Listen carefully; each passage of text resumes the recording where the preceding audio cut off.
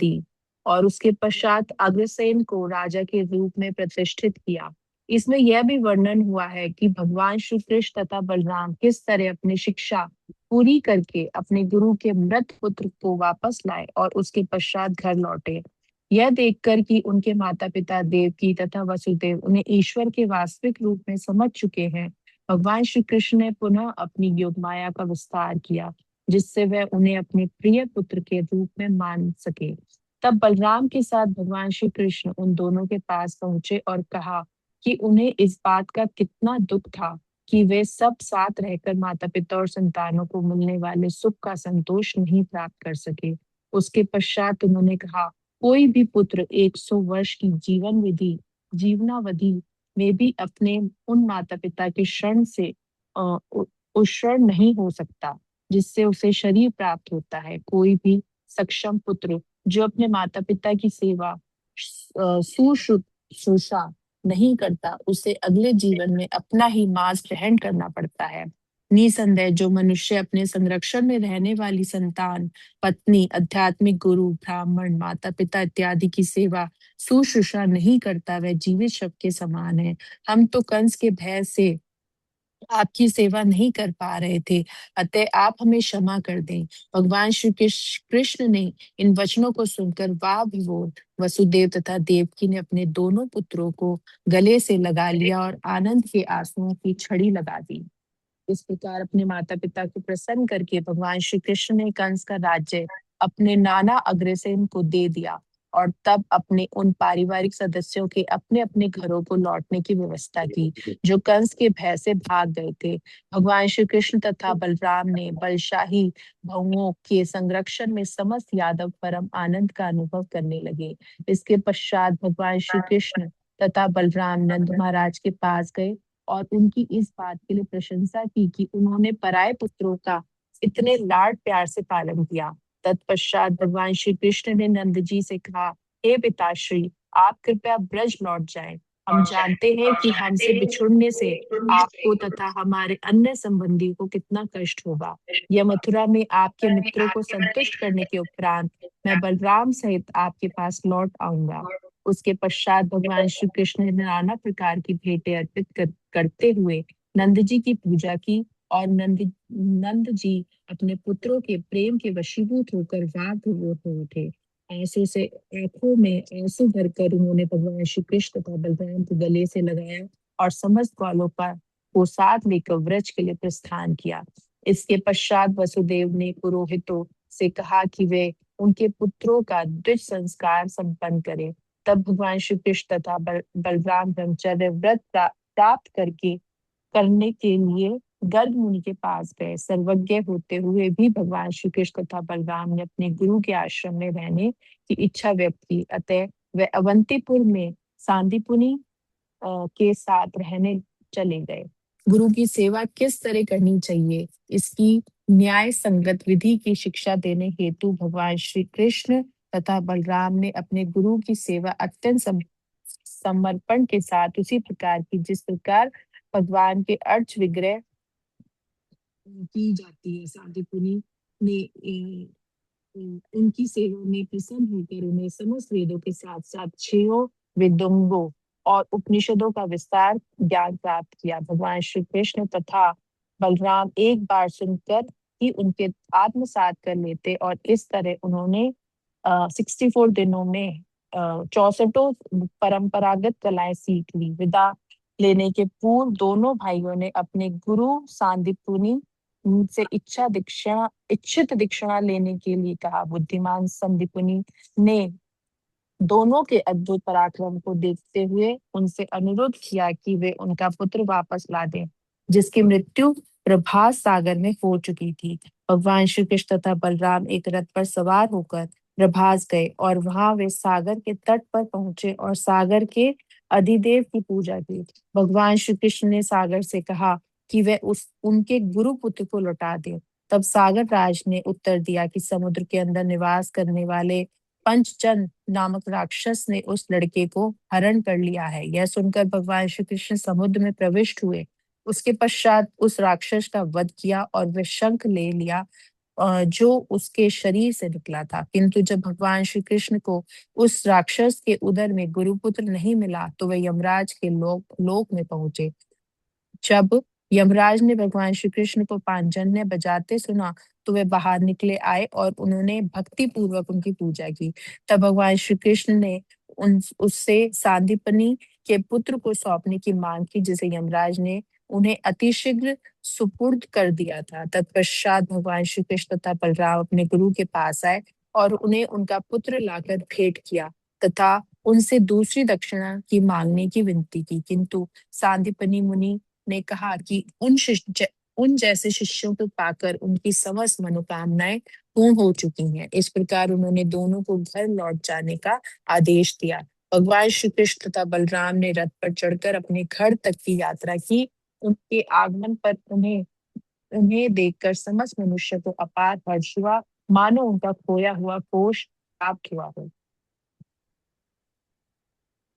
श्रीशुक उवाच पितरा उपलब्धार्थौ विदित्वा पुरुषोत्तमः मा भूत् इति निजां मायां तथानुजन मोहिनीम्। वर्षा माता जी, वर्षा चौहान माता जी, अनुवाद पढ़िए। कृष्ण प्रभु जी। सुखदेव गोस्वामी ने कहा, यह जानकर कि उनके माता पिता उनके दिव्य ऐश्वर्य से अवगत हो चुके हैं, भगवान ने यह सोचा कि ऐसा नहीं होने दिया जाना चाहिए। अतः उन्होंने अपने भक्तों को मोहने वाली अपनी योग माया का विस्तार किया। हरे कृष्ण प्रभु जी। वाच पितराव एत्य साग्रजः सात्वनर्षभः प्रश्रया मनतः प्रीणन् अम्ब तातेति सादरम्।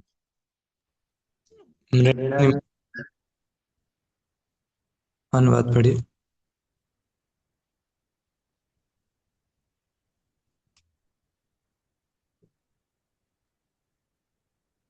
हरे कृष्णा प्रभु जी, दंडवत प्रणाम। सात्वतों में महानतम भगवान कृष्ण अपने बड़े भाई सहित अपने माता पिता के पास पहुंचे। वे उन्हें विनय पूर्वक सिर झुकाकर और आदर पूर्वक हे माते तथा हे पिताश्री संबोधित करके प्रसन्न करते हुए इस प्रकार बोले। नास्मत्तो युवयोस्ताता नित्योत्कण्ठितयोरपि बाल्यपौरकैशोराः पुत्रभ्याम् अभवन् क्वचित्। यमुना रानी माता जी। भगवान कृष्ण ने कहा, हे पिताश्री, हम दो पुत्रों के कारण आप तथा माता देव की सदैव चिंताग्रस्त रहते रहे और कभी भी हमारे बाल्यकाल, पौंगड़ तथा किशोरावस्था का आनंद भोग नहीं पाए। हरे कृष्ण। एक्चुअली पढ़ के ऐसा फीलिंग आ रहा है कि कितना भगवान भक्तों के प्रति कृतज्ञ फील करते हैं। इसलिए हमारे अंदर जितने भी फीलिंग्स हैं, जितने भी इमोशंस हैं, वो सब भगवान का ही स्रोत है, भगवान ही स्रोत है सबके। इसलिए यदि हमको इस प्रकार की फीलिंग्स आती हैं तो भगवान को हमसे ज्यादा ही आती है। अगर हम भगवान के लिए, अगर हमें ऐसा फील होता है कि भगवान ने हमें कितना कुछ दिया है, भगवान को हमसे ज्यादा फील होता है कि ये भक्त मेरे लिए कितना कुछ कर रहा है। तो क्योंकि ऑब्वियसली माता देवकी और वसुदेव ने इतने कष्ट सहन किए कृष्ण की सेवा करने के लिए, इसलिए कृष्ण और बलराम बहुत कृतज्ञ महसूस कर रहे हैं अपने भक्तों के लिए। ऐसा बोलते हैं कि हमने तो भगवान को जन्म जन्म बहुत कष्ट दिया है, भगवान को हम हमेशा भूले हुए रहे हैं, भगवान को हमेशा धोखा दिया है एक प्रकार से। लेकिन भगवान इतना कुछ झेल, इतना कुछ हम हमें इतना टॉलरेट किया उन्होंने, हमें इतना सहन किया, उसके बाद भी वो बोलते हैं कि यदि कोई एक तुलसी का पत्र भी प्रेम से अर्पित करता है तो मैं पूरा उसके लिए बिक जाता हूँ। भगवान ऐसे भी श्लोक बोलते हैं भागवतम के अंदर, जिसमें बोलते हैं कि वशे कुर्वन्ति माम भक्तिया, यानी भक्ति के माध्यम से एक भक्त मुझे अपने वश में कर सकता है। तो इतना मतलब संसार के मालिक को वश में करना, ये कोई साधारण बात नहीं है। कोई इस प्रकार से अगर बोल रहा है, जरूर भगवान ऐसा फील करते हैं कि मेरे भक्त मुझे अपने कंट्रोल में रख सकते हैं, अगर वो भक्ति, अगर उनके हृदय में भक्ति का वास हो तब। न लब्धो दैव हतयोर वासो नौ भवद अंतिके याम बालः पितृगेहस्था विन्दते लालिता मुदम। धर्मपाल प्रभु अनुवाद पढ़िए।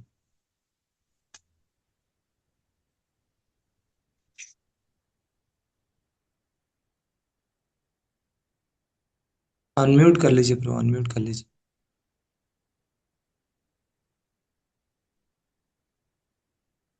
अच्छा, आशीष प्रभु, आशीष परमार प्रभु अनुवाद पढ़िए। हरे कृष्णा प्रभु जी, दंडवत प्रणाम। भाग्य द्वारा संचित हम दोनों ना तो आपके साथ रह पाए, ना ही अधिकांश बालकों को उनके माता पिता के घर मिलने वाले लाड़ प्यार के सुख को हम भोग सके। हरे कृष्णा। भगवान देखिए कैसे उनको कितना अच्छा फील करा रहे हैं ना, वसुदेव और देवकी को। एक्चुअली में ऐसा नहीं है भगवान ने एंजॉय नहीं किया बाल्यकाल, अरे इतना एंजॉय किया कि क्या बताएं। इतना इतना मस्ती किया, इतना एंजॉयमेंट किया। लेकिन ये एटिकेट है।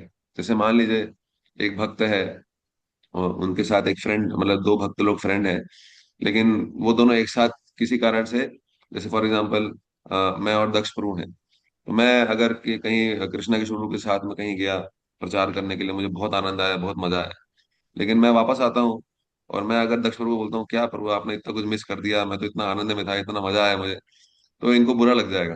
तो मुझे आइडियली इस प्रकार से बात करना चाहिए कि प्रभु जी मैं आपको कितना मिस किया, यदि आप होते तो कितना ज्यादा आनंद का वर्धन हो जाता, आपके बिना मुझे थोड़ा अधूरा लग रहा था। तो प्रभु को बहुत अच्छा लगेगा ये सुन के कि हाँ मेरी वैल्यू है इस प्रकार से। तो यहाँ पर भगवान ने एक्चुअली बहुत एंजॉय किया बाल्यकाल में, लेकिन देवकी और वसुदेव को भी वो फील करा रहे हैं कि उनके बिना कृष्ण को उतना आनंद नहीं है, ताकि उनको फील हो कि हाँ हमारी वैल्यू है। इस प्रकार से भक्त लोग की वाणी जो है ना, अनुदय के कर्म वाक्यम सत्यम प्रियम हितम चयत स्वाद क्या है इसका, सत्य अभ्यनसम चे वान्मयम तप उच्चते। तो जो वाणी का तप ये है कि हम इस प्रकार से बोले कि दूसरों को उस वाणी से कष्ट ना हो। ये बहुत महत्वपूर्ण है। सर्वार्थ संभवो देहो जनितः पोषितो यतः नातयोर याति निर्वेशम पित्रोर्मर्त्यः सतायुषा। उर्मिला माता जी पढ़िए। हरे कृष्ण अनुवाद। प्रभु जी, दंडवत प्रणाम। मनुष्य अपने शरीर से जीवन के सारे लक्ष्य प्राप्त कर सकता है और उसके माता पिता ही है जो इस शरीर को जन्म देते और उसका पोषण करते। अतः कोई भी मर्त्य प्राणी 100 वर्ष के पूरे जीवन काल तक उसकी सेवा करके भी मात्र पितृ ऋण से उत्तर ऋण नहीं हो सकता। तात्पर्य पढ़ना प्रभु जी। हरे कृष्णा प्रभु जी, मैं धर्मपाल। आत्मजः कल्प आत्मना च धनेन च वृद्धिं न दद्यात् तं प्रेत्य स्वमांसं खादयन्ति हि। श्री गोपिका माता जी। जो पुत्र समर्थ होते हुए भी अपने माता पिता को अपने शारीरिक साधन तथा संपत्ति दिलाने में विफल रहता है, उसे मृत्यु के पश्चात अपना ही मांस खाने के लिए बाध्य होना पड़ता है। हरे कृष्ण दंडवत। हरे कृष्णा। एक्चुअली में बहुत अच्छे ये श्लोक हैं, और इन श्लोकों के माध्यम से एक एक जीव को समझ में आना चाहिए कैसे हमें हमें जिन्होंने हमको इतना कुछ दिया है जीवन में, खासकर माता पिता के माध्यम से हमें ये शरीर मिलता है जिसके माध्यम से हम भोग कर सकते हैं। और यदि हम उन माता पिता के लिए सेवा ना करें तो इसमें उसका अंजाम बताया है कि उसे इस जन्म के बाद में अपना ही मांस खाना पड़ता है। तो माता पिता की सेवा बहुत तरीके से होती है। हमारे शास्त्रों में बताया गया है कि माता पिता की सबसे बड़ी सेवा है यदि हम उनको जन्म मृत्यु के बंधन से बाहर निकाल पाए। एक्चुअली माता पिता का भी यही धर्म है कि वो पुत्रों को जन्म मृत्यु से बाहर निकाले। उसी प्रकार से पुत्र का भी कर्तव्य है। पुत्र का जो अर्थ है पुन त्रायते इति पुत्र, यानी पुन नाम का एक जो नरक है। तो जब एक पुत्र इस प्रकार से कार्य करे कि अपने माता पिता को पुन नाम के नरक से बचा पाए, तभी उसको पुत्र कहते हैं। इसीलिए पुत्र का सबसे बड़ा कर्तव्य है कि माता पिता को, आजकल तो जैसे हम लोग भी कई बार जाते हैं यूथ युवाओं को भी प्रचार करते हैं। आजकल के युवा माता पिता के चरण स्पर्श भी नहीं करते हैं, उनको सुबह सुबह उठ के ग्रीट भी नहीं करते हैं। आज तो यूथ की हालत बहुत खराब है। लेकिन हम जिस प्रकार देख रहे हैं, भक्ति से जब कोई युवा जुड़ता है तो कितना उसके अंदर बदलाव आता है। कई बार हम ऐसे पेरेंट्स से मिलते हैं जो अपने बच्चों को मंदिर आने से रोकते हैं। अभी भी ऐसे बहुत सारे केसेस हैं।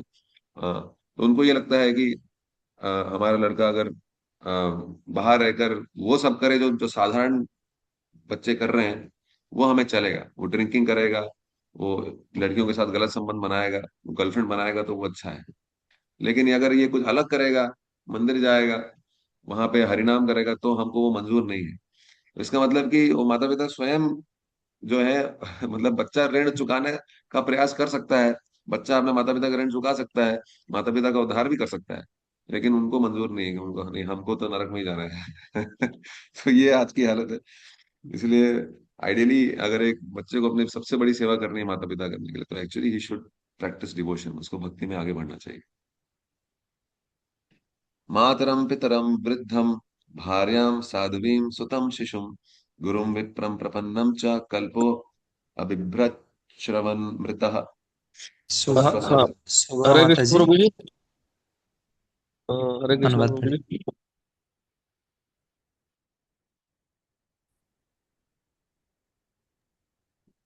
हरे कृष्ण प्रभु जी। किरण चौधरी माता जी, किरण माता जी पढ़िए, अनुवाद पढ़िए। हरे कृष्णा। जो मनुष्य समर्थ होकर भी अपने बूढ़े माता पिता, साध्वी पत्नी, छोटे पुत्र या गुरु का भरण पोषण करने से चूकता है, या किसी ब्राह्मण या शरण में आए हुए की उपेक्षा करता है, वह जीवित होते हुए भी मरा हुआ माना जाता है। हरे कृष्णा।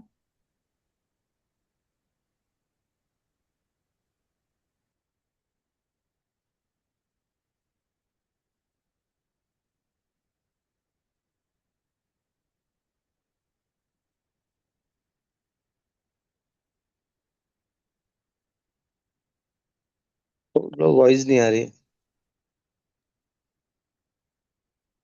प्रभु जी आवाज नहीं आ रही। हरि बोल। आवाज नहीं आ रही प्रभु जी। हरे कृष्णा। मेरा वॉइस क्लियर है? अभी जी आ रहा प्रभु प्रभु जी, जी अभी आ रहा। अभी आ तो गया। हम देख रहे थे, फोटो में दिखाया है किस प्रकार से भगवान स्वयं गरुड़ पे सवार होके वो जो जीव है जो कि सागर में, भौतिक सागर में फंसा हुआ है, उसकी रक्षा कर रहे हैं। जैसे यहाँ पर बता रहे हैं कि कृष्ण बलराम ने अपने गुरु के मृत अ, जो पुत्र है उसको वापस लेके आया, उन्होंने ऋण चुकाया। उसी प्रकार से शिला प्रभुपाद जी ने एक्चुअली में ये जो मृत समाज है, सिविलाइजेशन है, डेड सिविलाइजेशन, उसको वापस जीवित किया है। एक्चुअली हमारा ऋण है। हमें हमारे गुरु की सेवा करने के लिए कुछ करना चाहिए। लेकिन अगर हमें ये फीलिंग नहीं आता है कि मेरे गुरु ने मेरे लिए कुछ किया है, तो वो परिस्थिति अच्छी नहीं है।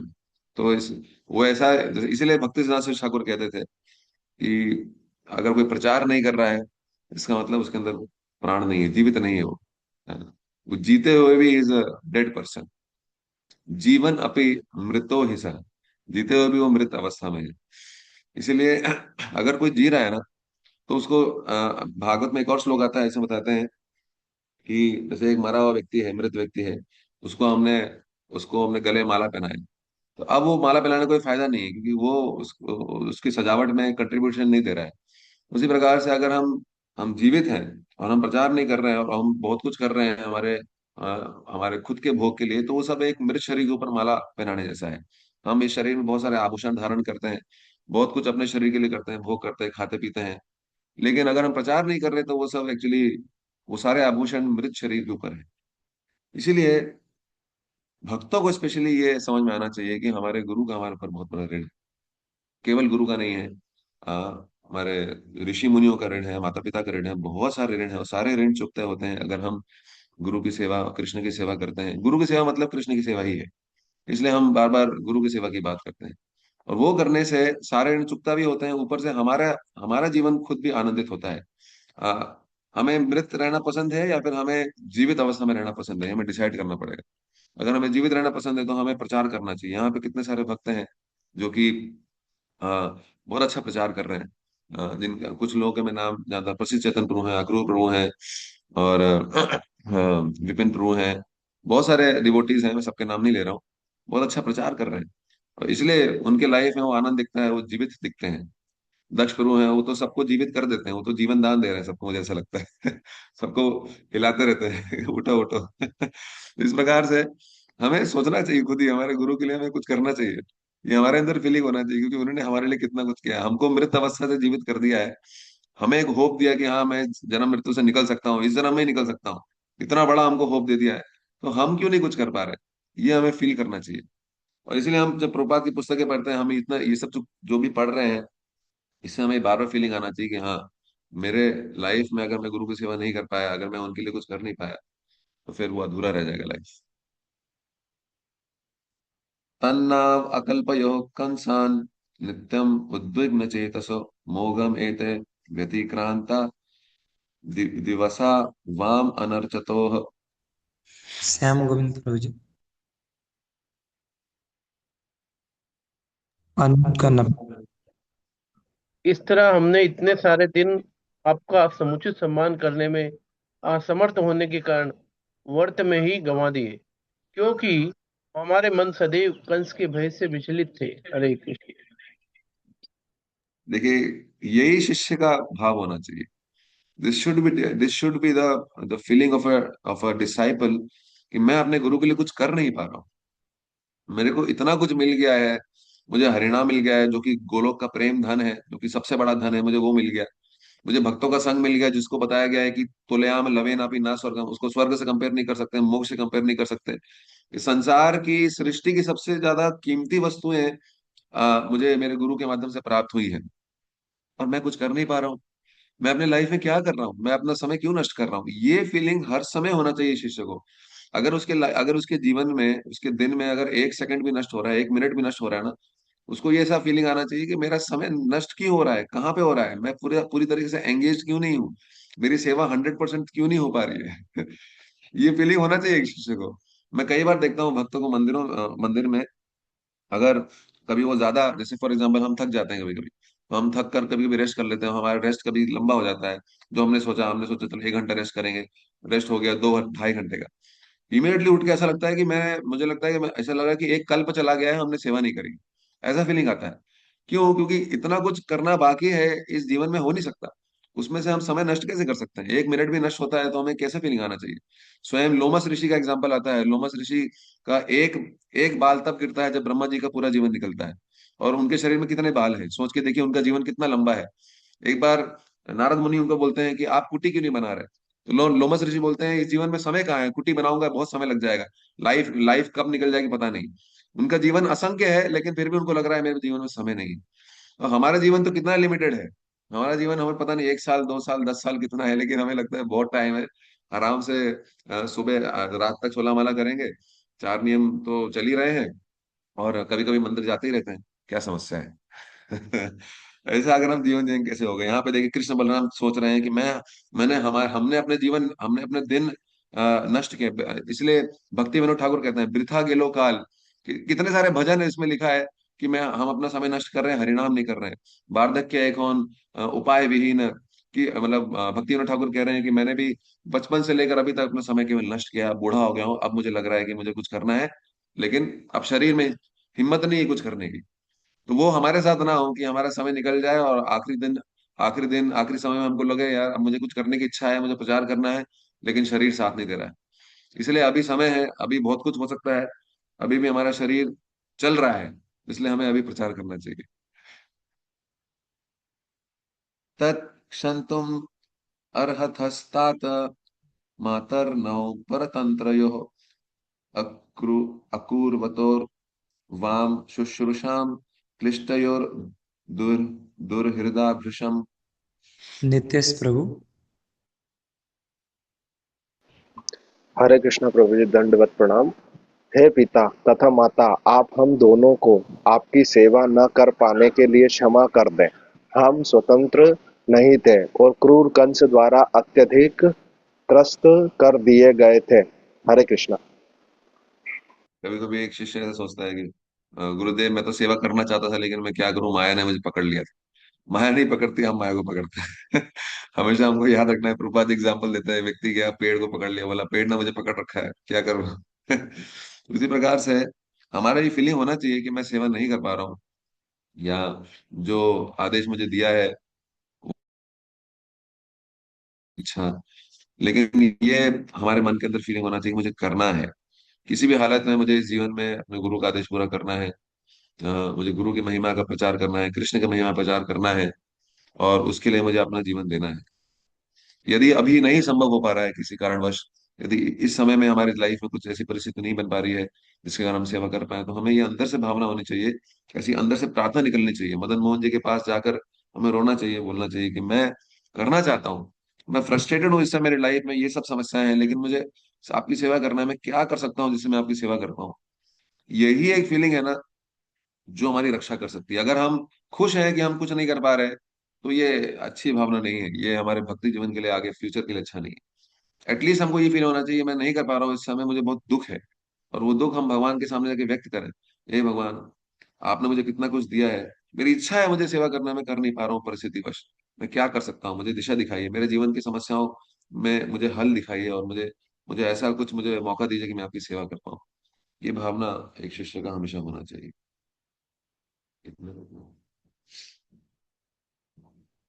श्रीशुकवाच इति मया मनुष्यस्य हरेर्विश्वात्मनो गिरा मोहिताव अंकम आरोप्य परिष्वज्यापतुर्मुदम्। रेखा माता जी। सुखदेव गोस्वामी ने कहा, इस प्रकार ब्रह्मांड के परमात्मा एवं अपने अंतरंग भ्रामक शक्ति से मनुष्य रूप में प्रकट होने वाले भगवान हरि के वचनों से मोहित होकर उनके माता पिता ने हर्ष पूर्वक उन्हें अपनी गोद में उठाकर उनका आलिंगन किया। हरे कृष्ण। धारा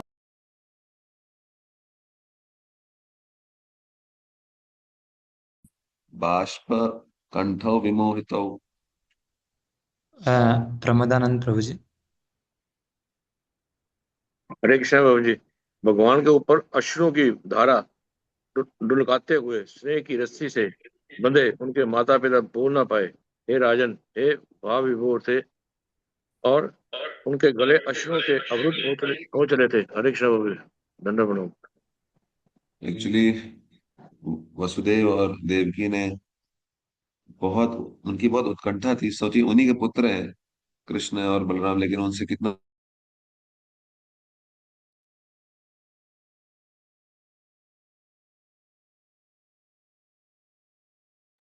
श्री कृष्णा। हरे कृष्ण प्रभु आवाज जी, नहीं आ रही आवाज प्रभु नहीं आ जी, रहा प्रभु जी। आवाज नहीं आ रही।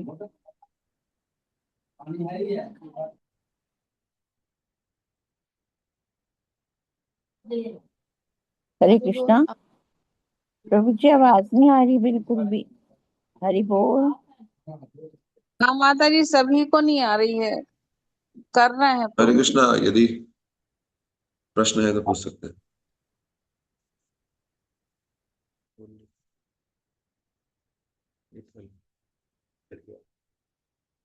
लास्ट पॉइंट में बोल रहा था, थोड़ा सा कनेक्शन टूट गया था। किस प्रकार से वसुदेव देवकी जब कृष्ण से वापस मिले तो अपने अश्रु से, एक्चुअली अश्रु से धो रहे हैं कृष्ण को, अभिषेक कर रहे हैं कृष्ण का। क्यों? क्योंकि बहुत लंबे समय से उनसे मिल नहीं पाए। हमारी परंपरा का भी भाव यही है, विप्रलंब भाव है। हम लोग इस समय भगवान से बहुत दूर हैं, हमें फीलिंग होना चाहिए कि भगवान मेरे हैं। जैसे वसुदेव कृष्ण को, वसुदेव देव की फीलिंग हुआ कृष्ण मेरे हैं, हमारे हैं, लेकिन हम दूर हैं, हमें कष्ट मिल रहा है। उसी प्रकार से इस संसार में हमको बहुत कष्ट मिल रहा है, और भगवान से हम दूर भी हैं, और भगवान हमारे हैं। इसलिए अगर हमें ऐसा फीलिंग आएगा, भगवान से हमें आसक्ति होगी, भगवान से हमें प्रेम होगा, तो हम भगवान से वापस मिलेंगे ना, तो वही फीलिंग आएगा जैसे वसुदेव और देवकी को भगवान से वापस पुनः मिलने के बाद आया। हरे कृष्ण।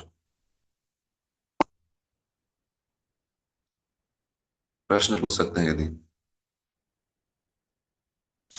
हरे कृष्णा प्रभु जी, जगदीश्वर दंडवत प्राण प्रणाम। प्रभु। हरे कृष्णा धर्म प्रभु जी। प्रभु जी, जैसे आपने बताया कि हमें निरंतर गुरु की सेवा का ध्यान रहना चाहिए, तो ये हमें कैसे स्मरण रहे कि प्राय क्या होता है कि हम अपने कार्यों में व्यस्त रहते हैं, तो हम समय सदैव स्मरण नहीं रह पाता है। तो हम कैसे अपने जीवन में याद रखें कि हमें सदैव गुरु की सेवा में संलग्न रहना चाहिए। एक्चुअली सेवा का और इस मिशन का स्मरण तब होगा जब हम ऐसा एनवायरनमेंट जीवन में लेके आए जहाँ पे हमें ये चीजें स्मरण हो। जैसे फॉर एग्जांपल, व्यक्ति जब जॉब में रहता है तो वो इस प्रकार का स्मरण बहुत कठिन है। मैं जब जर्मनी में था, तो जब मैं जॉब में रहता था तो मुझे वहाँ पे बॉस के हिसाब से और जो हमको टास्क मिलता है, जो भी हमें सेवाएं मिलती है जॉब के अंदर, वो हमें करनी पड़ती है। लेकिन जब मैं मंदिर आता था, मैं उस समय मंदिर में ही रहता था, भक्त लोग खींच के बोलते थे, प्रभु जी आप क्या कर रहे हो, माया में चले गए हो, चलो हमारे साथ बुक डिस्ट्रीब्यूशन करने चलो। वो शाम को पकड़ के ले जाते थे बुक डिस्ट्रीब्यूशन में। फिर 4 घंटे हम लोग बुक डिस्ट्रीब्यूशन करके आते थे वापस, फिर आके कथाएं डिस्कस करते थे। तो ऐसा लगता था कि सुबह मैं अग्नि में तप रहा था और शाम को मुझे लग रहा था आनंद में सागर में गोते लगा रहा हूँ। तो समय के साथ में मुझे लगने लगा कि ये जो एटमॉस्फेयर है, इसका प्रभाव बहुत ज्यादा पड़ता है। यानी हम अगर ऐसे ऐसे लोगों के साथ में रहते हैं जहां पर वो मूड है सेवा का, जहां पर भाव है मिशन का, वो आपको ऐसा आनंद दिलाएगा आप सोच भी नहीं सकते। मतलब वो अगर आप वो चखोगे ना, तो आपको बार बार लगेगा कि मुझे कुछ करना है, मुझे कुछ करना है, मुझे कुछ करना है। लेकिन हम ऐसे एनवायरनमेंट में है ही नहीं, या खुद को उस एनवायरनमेंट में रखना ही नहीं चाहते जहां पर इस प्रकार के लोग हैं, जहां इस प्रकार के भक्त हैं, या हम संपर्क में रह नहीं पा रहे हैं उस प्रकार से भक्तों से। तो कैसे आएगा स्मरण? कठिन हो जाएगा, क्योंकि जॉब में रह के स्मरण थोड़ा ना होगा।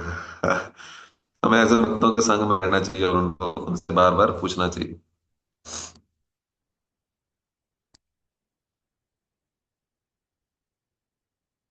हम्म? अंशु माता जी। हरे कृष्णा प्रभु जी, दंडवत प्रणाम। प्रभु जी, प्रयास तो बहुत करती हूँ, मगर जैसा कि बताया गया शास्त्रों में कि किसी को प्रेशराइज नहीं किया जा सकता। अगर हम किसी को बताते हैं या बुलाते हैं, कोई कोई किसी किसी दिन आता है, बट फिर उसके बाद रेगुलरिटी नहीं रहती रीडिंग की भी, या फिर कोई भी जैसे बुलाने से या कीर्तन के लिए किसी भी चीज की रेगुलरिटी नहीं रहती। अभी समहाउ मेरी तो एक बुक भी मैंने किसी को पढ़ने के लिए दे दिया, उन्होंने बुक भी रिटर्न नहीं की है, मेरे भागवतम की। तो मैं फिर भी प्रयास कर रही हूँ, और मन में काफी कुछ प्लानिंग चलती रहती है कि ऐसा करना चाहिए, ऐसा करना चाहिए, but somehow I can't do that due to some family reasons. आपके तो लिए क्या मैं ये बता अपराध है? मैं जस्ट शेयर करना चाहता हूँ। कल ही हम लोग तमाल कृष्ण गोसाई महाराज का इंटरव्यू सुन रहे थे। महाराज जी के पास लेटर आता है प्रभुपाद का, बोलते हैं कि immediately come to Los Angeles. तो तमाल कृष्ण महाराज सब प्रचार छोड़ के इमीडिएटली लॉस एंजलिस जाते हैं। प्रभुपाद जी अपने टेबल पे बैठते हैं, बोलते हैं क्या तुमको पता चला क्या क्या चल रहा है इस समय हमारे आंदोलन में? तमाल कृष्ण महाराज बोलते हैं हाँ प्रभुपाद जी। प्रभुपाद जी कहते हैं मुझे यहाँ से दूर ले जाओ, मुझे नहीं रहना है यहाँ पर। तो तमाल कृष्ण महाराज बोलते हैं कि प्रभुपाद जी कहाँ जाना है? प्रभुपाद बोलते हैं मुझे बस दूर ले जाओ। तो फिर प्रभुपाद बोलते हैं कि ये जहर किसने फैलाया है, ये जहर कैसे फैल रहा है, मुझे इस जहर से दूर ले जाओ। वो जहर क्या है? जिन शिला प्रभुपाद ने पूरे विश्व में हरे कृष्ण महामंत्र का प्रचार किया, सारे पाश्चात्य जगत में जाकर पतित लोगों का उद्धार किया, वही लोग प्रभुपाद के खिलाफ में कुछ प्लान करने लगे। वही लोग प्रभुपाद के स्थान को नीचे गिराने लगे, प्रभुपाद की महिमा को छुपाने लगे। प्रभुपाद को ऐसा फीलिंग आया कि ये जहर है। क्यों? क्योंकि उसका नुकसान होगा। अब आप सोचिए प्रभुपाद को कितना टॉलरेट करना पड़ रहा है, प्रभुपाद को उस जगह से निकलना पड़ रहा है जो करने के लिए प्रभुपाद जी आए, अपने गुरुदेव का आदेश पालन करने के लिए आए। और वही उनमें से ऐसे कुछ शिष्य थे जो कि प्रभुपाद का ख्याति को मतलब डिस्टर्ब कर रहे थे। ख्याति क्या मतलब उनके प्रचार को डिस्टर्ब कर रहे थे, उनको परेशान कर रहे थे। तो प्रभुपाद जी फाइनली उनको अमेरिका छोड़ के वापस वृंदावन आना पड़ा। और उन्होंने प्रार्थना किया था लॉस एंजलिस में जब वो थे, तो रुक्मिणी द्वारकाधीश से प्रार्थना किया कि आपने मुझे अमेरिका बुलाया, अब आप मुझे क्यों भेज रहे हैं, आप मुझे वापस क्यों भेज रहे हैं, क्या प्रयोजन है? 1977 में जब प्रभुपाद जी शरीर छोड़ने वाले थे, उस समय वो तमाल कृष्ण महाराज को फिर से बुलाते हैं उनको बोलता है याद है तुम्हें, एक समय पे मैंने तुमको बोला था मुझे दूर ले जाओ। तो मुझे अब समझ में आया कि वो रुक्मिणी द्वारकाधीश ने ऐसा क्यों किया था, क्योंकि वो मुझे वृंदावन में ले जाकर कृष्ण बलराम मंदिर बनवाना चाहते थे, जो कि विश्व के बाकी सारे मंदिरों से 100 गुना ज्यादा अच्छा है ज्यादा महत्वपूर्ण है। तो भगवान के हर कार्य में कोई ना कोई प्रयोजन होता है। और दूसरी बात, हमको भी टॉलरेट करना चाहिए। प्रभुपाद जी ने अगर इतना कुछ किया, हमारे जीवन में क्या कमी है? हमें तो हमारे जीवन में एग्जाम्पल की कोई कमी नहीं है। हमें प्रभुपाद जी को अगर देखकर हमारे जीवन में जिंदगी भर इंस्पिरेशन रह सकता है कि हम कितना भी कष्ट भोग सकते हैं लेकिन हम प्रचार नहीं छोड़ेंगे। ये हमारे लाइफ में सबसे बड़ा इंस्पिरेशन है कि हमें, इसलिए आचार्य मतलब जो करके दिखाता है। अभी हमको लग रहा है हम कष्ट भोग रहे हैं, तो हमें आचार्य के जीवन देखना चाहिए। उसने कष्ट भोग करके दिखाया है कि फिर भी प्रचार किया है। कष्ट भी भोगा है और प्रचार भी किया है, दोनों चीज करके दिखाया है। तो उसका भी बेस्ट एग्जाम्पल प्रभुपाद जी है। और आनंद हमको चाहिए लाइफ में, उसका भी बेस्ट एग्जाम्पल प्रभुपाद जी है। प्रचार करना है, उसका बेस्ट एग्जाम्पल प्रभुपाद जी है। हर चीज का बेस्ट एग्जाम्पल श्रील प्रभुपाद है। इसलिए हमें उनका जीवन से इंस्पिरेशन लेना चाहिए और हार कभी भी नहीं मानना चाहिए। और अगर आप और भी सुनेंगे पास्ट टाइम्स, ऐसे ऐसे माताजीज हैं जिन्होंने कई कई साल तक अपने गुरु की सेवा करी है, बुक डिस्ट्रीब्यूशन कर करके। कितने लोगों ने उनको उल्टा सीधा बोला, कितने लोगों ने उनको लूटने का प्रयास किया, कितने लोगों ने उनको छेड़ने का प्रयास किया, लेकिन उन्होंने सालों तक बुक डिस्ट्रीब्यूशन सेवा करी। उनके गुरु को पता भी नहीं था, लेकिन भगवान ने आयोजन किया, फिर उनके गुरु उनके घर पहुंचे और उन्होंने मतलब कितने सालों की लक्ष्मी, जो पैसा इकट्ठा किया था, उन्होंने एक साथ एनवलप में अपने गुरु को अर्पित किया। ऐसे भी केसेस हैं इस्कॉन के अंदर। तो हम अकेले नहीं हैं, हम कहीं भी अकेले नहीं है। संसार में प्रभुपाद जी प्रचार करते हैं और अनेक अनेक भक्त लोग अनेक अनेक प्लान मतलब कंट्रीज के अंदर प्रचार कर रहे हैं। और आप भी उनमें से एक हैं, एक प्रचारक हैं। इसलिए हमें बहुत फेथ होना चाहिए कि हम लोग प्रभुपाद जी के मिशन में जुड़े हैं और हमें प्रभुपाद जी रक्षा करें, हमें कोई दिक्कत नहीं है। प्रणाम। अक्रूर प्रभु। हरे कृष्णा प्रभु जी, धन्यवाद प्रणाम। प्रभु जी, जैसे जो सेवा होती है वो वपु और वाणी रूप से की जाती है। तो कई बार ऐसा होता है कि बच्चे जो माता पिता है दूर रहते हैं, बिजनेस पर्पज से या जॉब के पर्पज से, किसी भी कारण से दूर रहते हैं, तो वपु रूप में तो वो सेवा नहीं कर पाते हैं।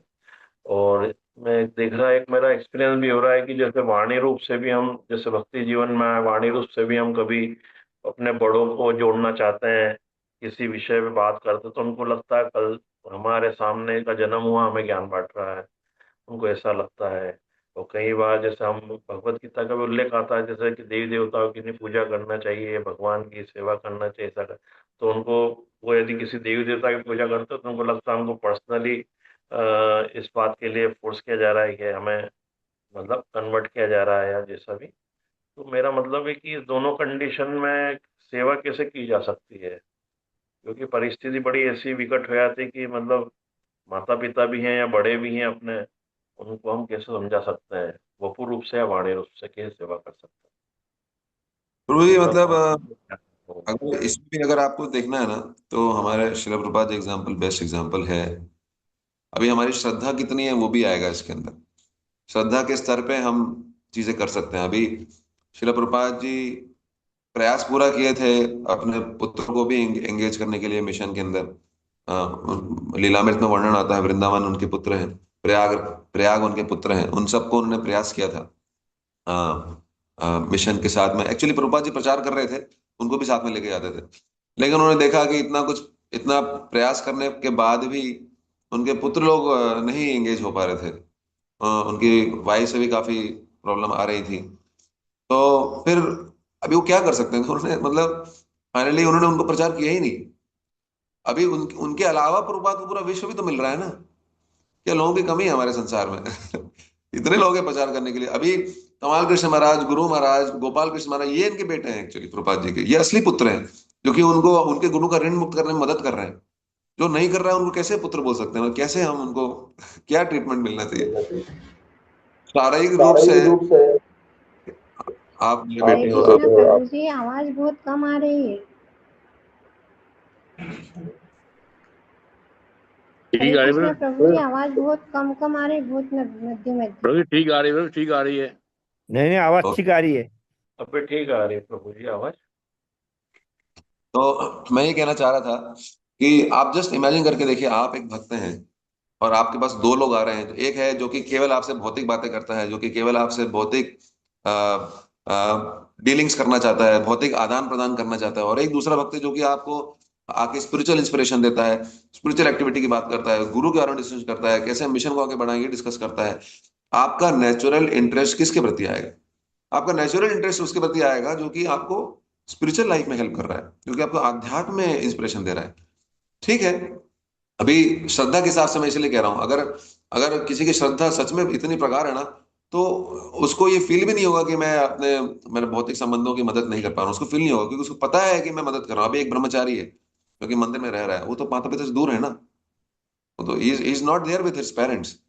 सो इसका मतलब क्या, पेरेंट्स को त्याग कर दिया उसने, पेरेंट्स को धोखा दिया उसने, पेरेंट्स को छोड़ दिया। लोग ऐसा बोलते हैं, बट एक्चुअली मैं ही वो सबसे अच्छी सेवा कर रहा है एक प्रकार से। क्यों? क्योंकि वो कृष्ण की सेवा करके हर एक का उद्धार करना चाहता है। और मैं ऐसे भक्तों को जानता हूँ, वो आश्रम में इसीलिए आया है, बोले कि मुझे मुझे मुझे ये कन्विंस हो गया हूं मैं ये जानकर कि अगर मैं भक्ति करूंगा ना, तो मैं माता पिता की सबसे बड़ी सेवा कर सकता हूँ। और ये सत्य है, इस पे विश्वास होना ही चाहिए एक्चुअली। अब हमें होगा नहीं तो हमें शास्त्र विश्वास नहीं है, इसका मतलब हमारे शास्त्र ये बोल रहे हैं।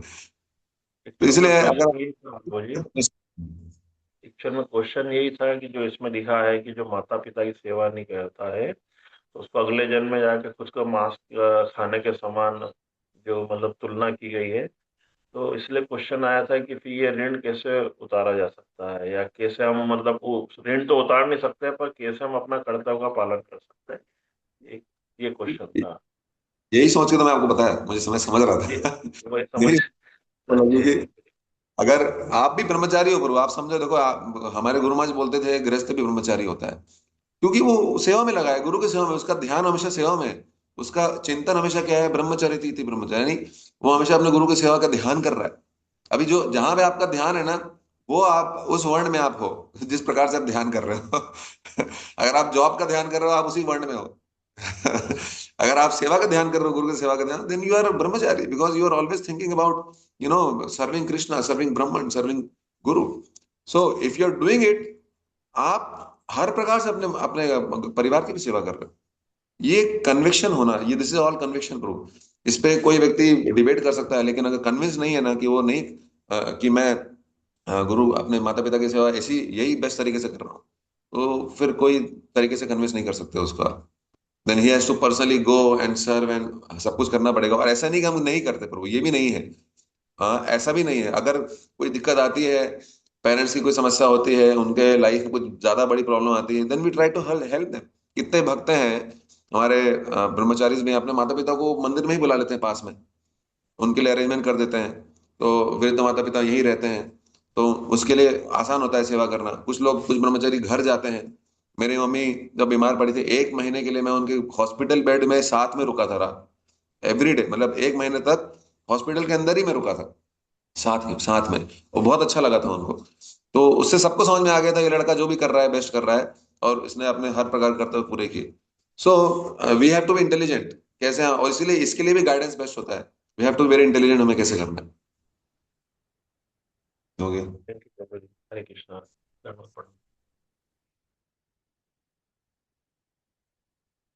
Thank you so much. Jagat Guru शिल प्रभुपाद की जय, अनंत कोटि वैष्णव वृंद की जय, जय गौर प्रेमानंद हरि।